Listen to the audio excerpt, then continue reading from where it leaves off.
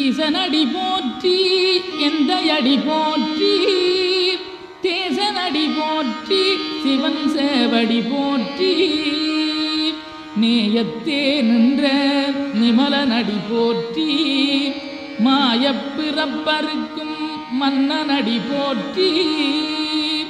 சீரார் பெருந்துரை நம் தேவனடி போற்றி ஆராத இன்பம் அருளுமலை போற்றி சிவனவனின் சிந்தையுள் நின்ற அதனால் அவன் அருளாலே அவந்தாள் வணங்கி சிந்தை மகிழ சிவபுராணம் தன்னை முந்தை வினை முழுதும் ஓய உரைப்பன்